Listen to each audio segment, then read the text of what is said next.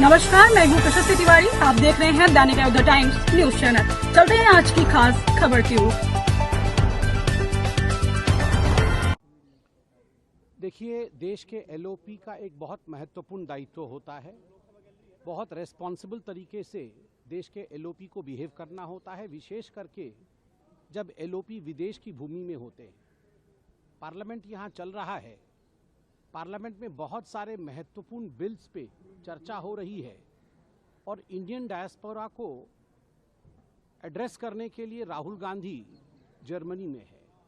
आज हमने देखा कि म्यूनिक के BMW की फैक्ट्री में राहुल गांधी जी का पदार्पण हुआ और वहां राहुल गांधी जी ने उनके मैन्युफैक्चरिंग को आगे बढ़ाते हुए, उसकी बढ़ाई करते हुए यह भी कहा कि मुझे दुख है कि भारत की मैन्युफैक्चरिंग अच्छी नहीं है, the manufacturing is poor in India.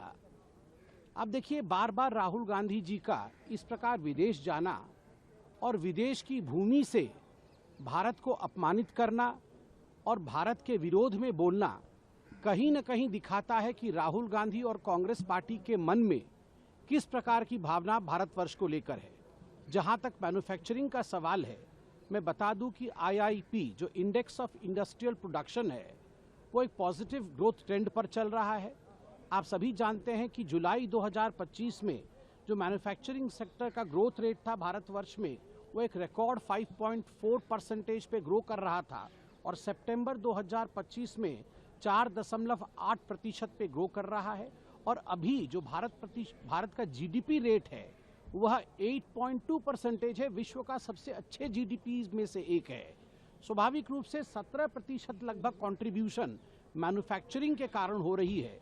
चाहे PLI स्कीम हो या अन्य स्कीम हो, इन स्कीम्स के माध्यम से मैन्युफैक्चरिंग आगे बढ़ रहा है, मगर राहुल गांधी जी में को इसमें किसी प्रकार का सामंजस्य नहीं दिख रहा है। भारत में अच्छाई नहीं दिख रही है। Rahul and responsibility can never move together. और जब भी देश के बाहर जाते हैं, कहीं न कहीं सदन का अपमान और भारत का अपमान करके आते हैं।